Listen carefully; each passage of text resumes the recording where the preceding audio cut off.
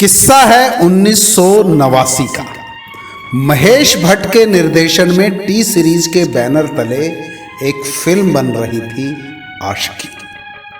Film के सभी गीत तैयार हो चुके थे। नदीम श्रवण की तैयार की गई एक धुन पर गीत लिखा जाना अभी बाकी था। फिल्म के निर्देशक महेश भट्ट इस धुन पर गीत लिखने के लिए उस दौर के लगभग सभी चोटी के गीतकारों की कलम घिसवा चुके थे, पर जैसा वो चाह रहे थे गीत वैसा बन नहीं पा रहा था। तभी महेश भट्ट को याद आया कि गायक रूप कुमार राठौर ने पिछले दिनों एक नए शायर से उनकी मुलाकात करवाई थी और भट्ट साहब को उसकी शायरी में कुछ दम नजर आया, तो उन्होंने उससे अपनी किसी फिल्म में जल्द ही चांस देने का वादा भी किया था। भट्ट साहब ने सोचा कि चलो इसे भी ट्राई कर लेते हैं, और आगे जो हुआ वो बॉलीवुड के इतिहास में एक माइलस्टोन बन गया। बात करेंगे इस गाने से जुड़े इस दिलचस्प किस्से की भी, और इस शायर की कलम से निकले बॉलीवुड के कई और अमर गीतों की भी। दिल है कि मानता नहीं।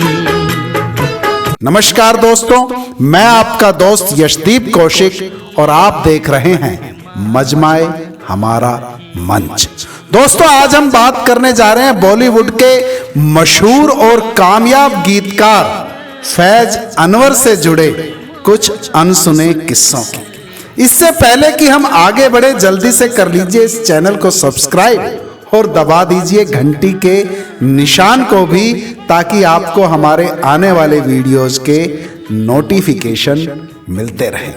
और दोस्तों, सुपर थैंक्स के जरिए आप हमें फाइनेंशियली भी सपोर्ट कर सकते हैं। तो आइए बिना किसी देरी के लगाते हैं आज का मजमा।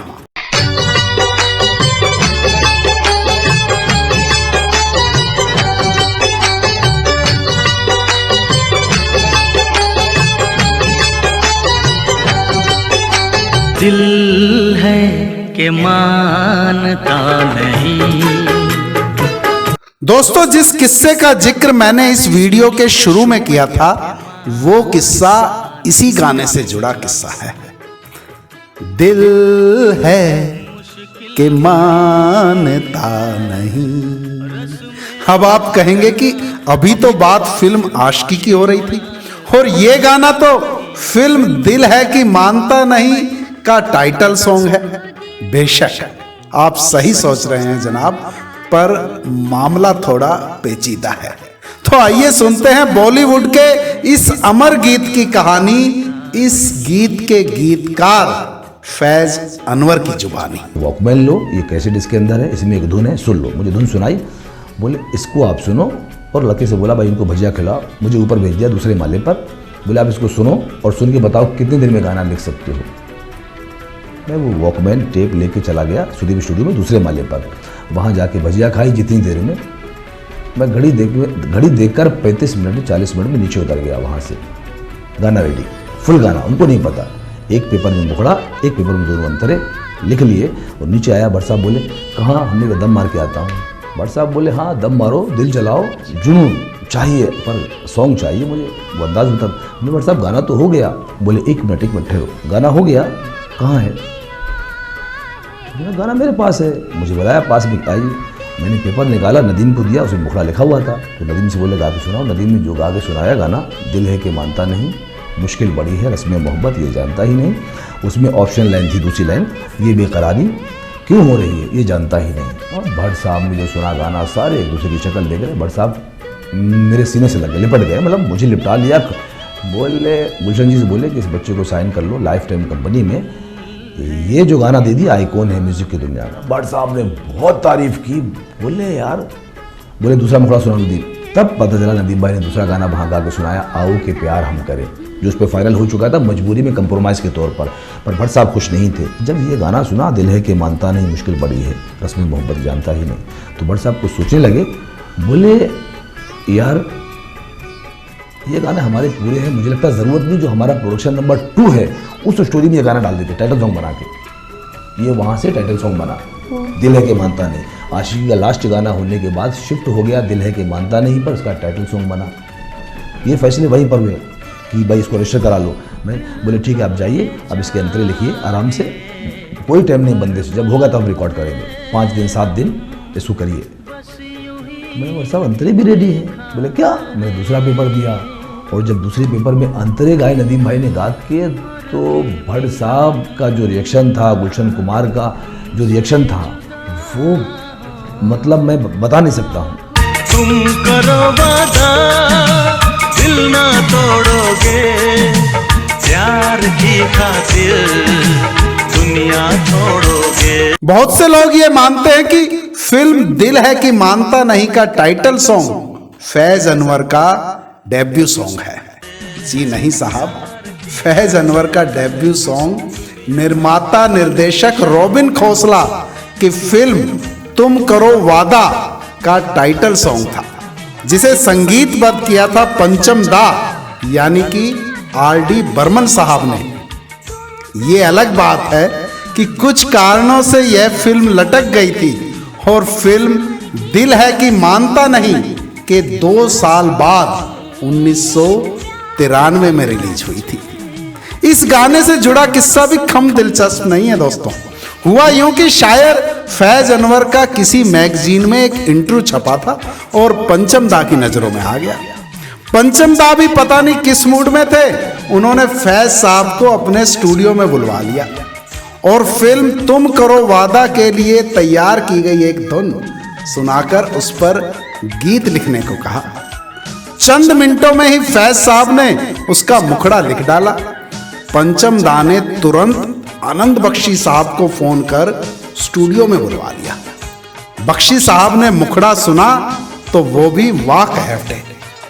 पंचम दा ने कहा कि बख्शी, मैं चाहता हूं कि इस फिल्म के 3 गाने लिखने का मौका इस बच्चे को दिया जाए और 3 गाने तुम लिखो।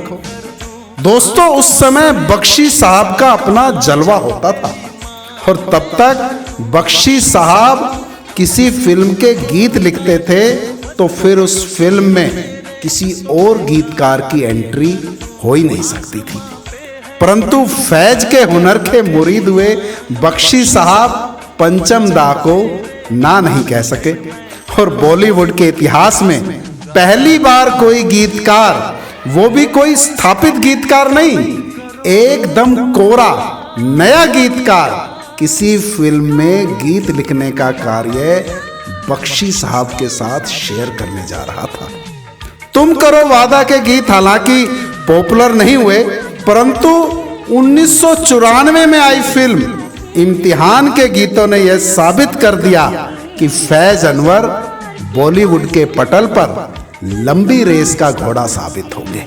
2 बातें हो सकती है सनम तेरे इनकार की, छोड़ा के दामन तो जा रहे हो, ठहरे क्यों